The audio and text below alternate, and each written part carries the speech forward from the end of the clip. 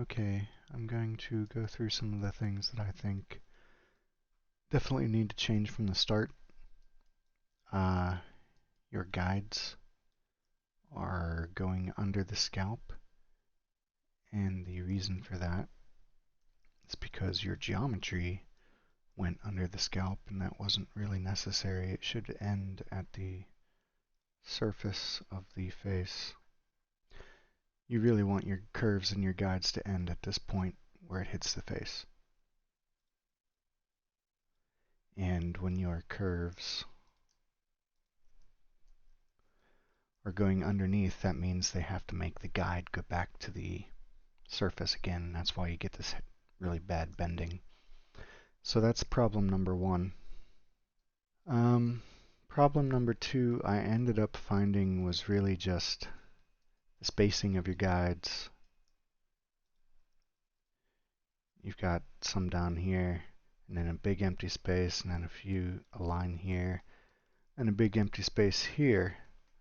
It's just not enough information for the hair to follow.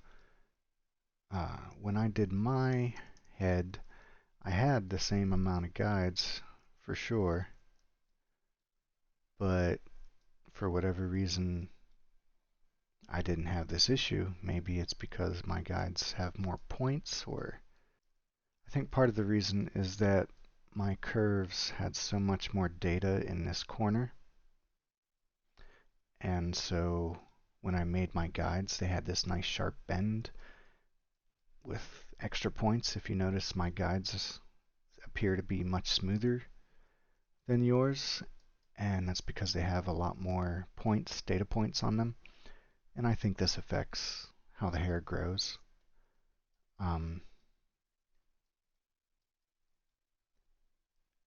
And in fact, let me show you the first scene that I used to fix your groom.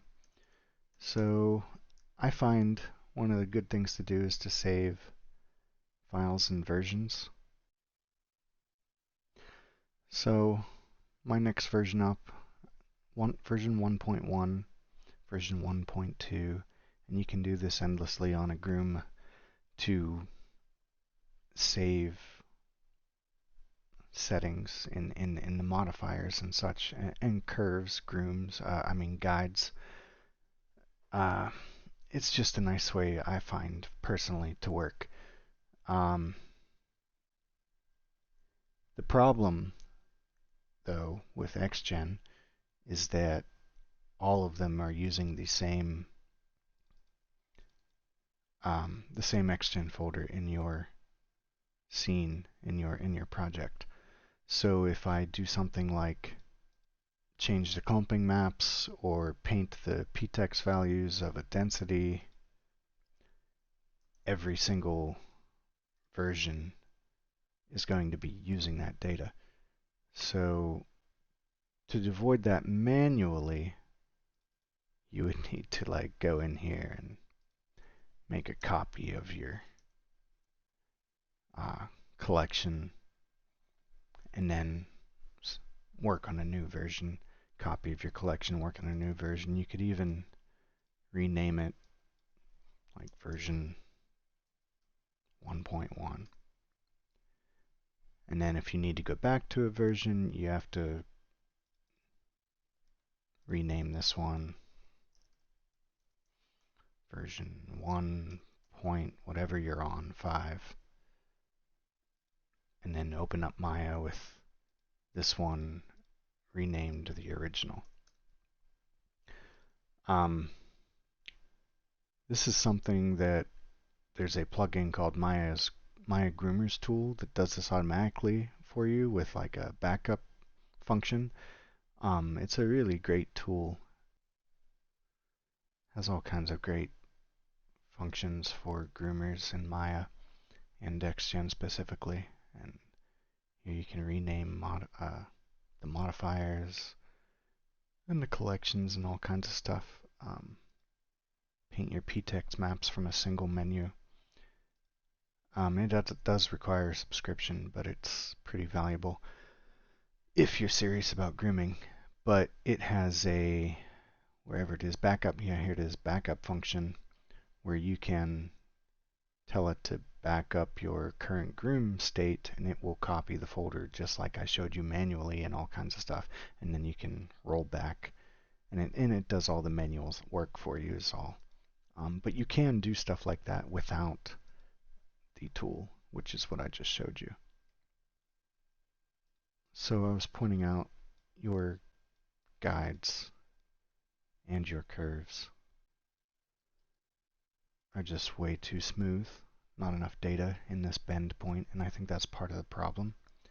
The other part of the problem is spread out nature and density of your guides is not enough for your surface apparently. I think another possible issue is the scale you're working at.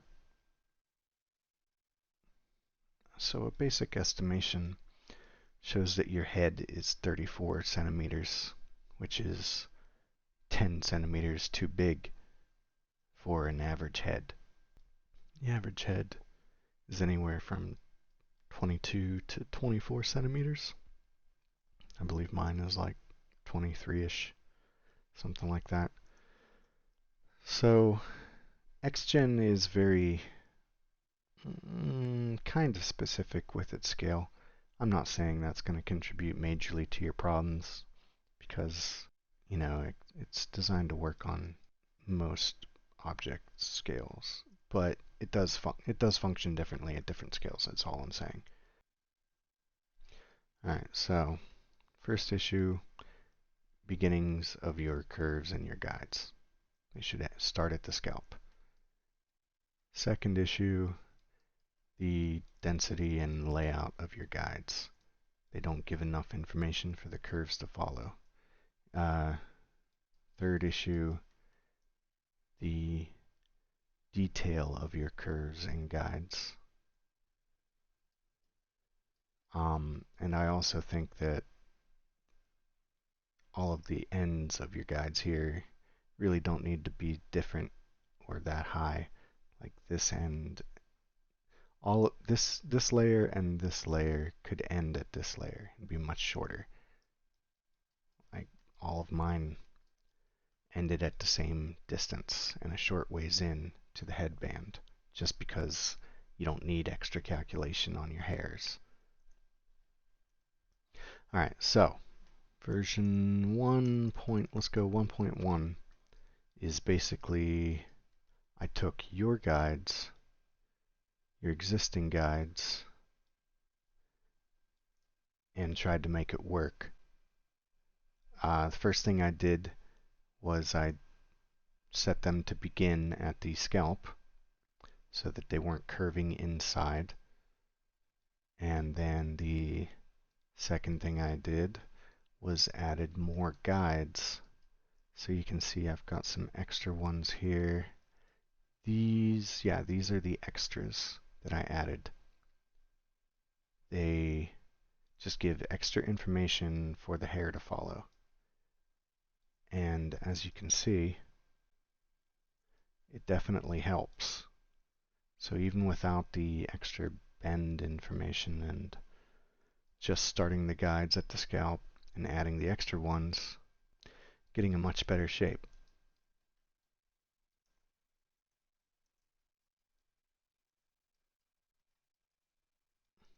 Now I've changed the density and whatnot as well, so that makes a difference. But even if I turn all this stuff off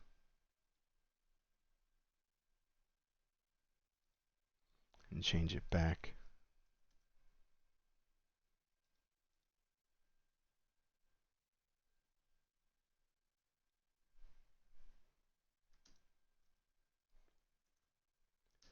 alright, there, you can see the difference.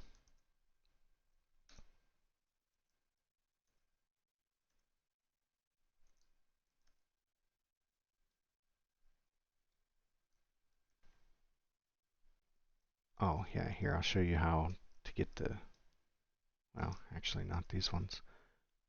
These ones. I improved the geometry first to fit the original shape of the head and extracted the curves from there. And I will show you one of the benefits of this tool It does exactly what we talked about, how it'd be nice to have all of the edges extracted at once. Bing, bang, boom. There they are, all at once with the click of a button. But it's a subscription, like, I don't know, $50 a year. Pretty good one, actually, honestly. But you gotta do a lot of grooming to make use of it. Alright, now on to another version. Right, so version 1.2, where I made new guides, and truthfully, I used the plugin, the tool, for this as well. It has a pretty nice setting. This single shape, I don't need the inner layers. The inner layers I showed you before was for people without this tool that need to manually make their layers of guides, curves and guides, because you do need stuff on the inside, as you're discovering. But the beauty of this tool, I can go to volume fill and select whatever. Maybe I want 30 curves. And there we go. That's quite dense. I definitely didn't need that many.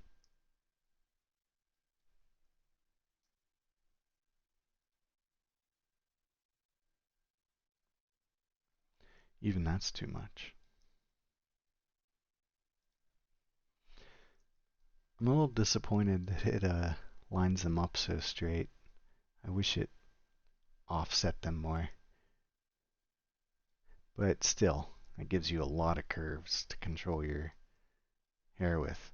And then, it fills the volume like this, but to fix that, it also has another tool where I can select these curves, select the face, and cut the bottom off, like a Boolean function.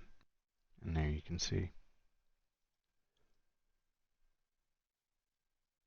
they all fit inside on top of the scalp.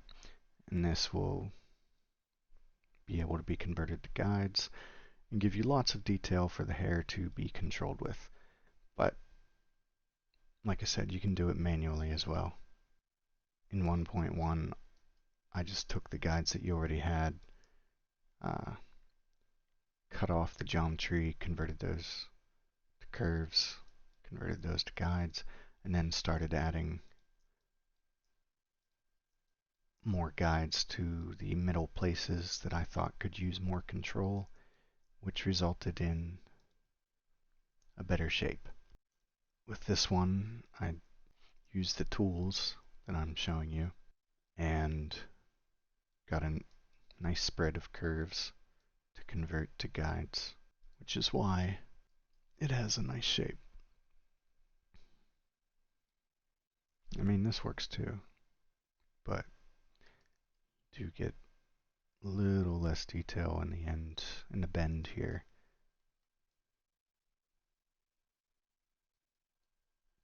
So detail-wise, just added more clumping with different settings, similar to what I showed you in the video before. Got the wavy one to break up the surface, the high detailed one with the many points. It just gives it a nice separation. And of course the noise.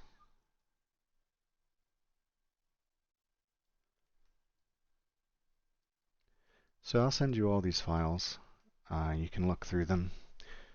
If you have any further questions, you can let me know. Using XGen takes time. It's not something that's that simple. It took me a lot of trial and error to figure out what works and what doesn't. Some people will tell you use tons of guides. Some people will say use less guides. And I find that both are true depending on what you're doing and where you're doing it. It's hard to give answers sometimes in different contexts because the answer changes. The long and short of it for your work here, I think, was that you needed some more guides so that the hair knew how to grow. The extra guides on the top here in the middle told the middle hair where to grow, where to follow, and the extra guides here told the hair where to follow.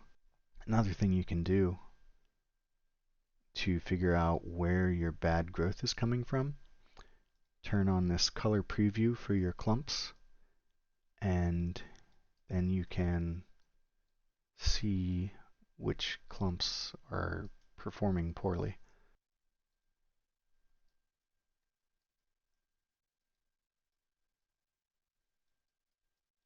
Another thing you can do, I like to always have all the primitives generated without being camera based, but that's a personal preference. Another thing you can do, another nice tool built into XGen, this one, isolate selection, select primitives.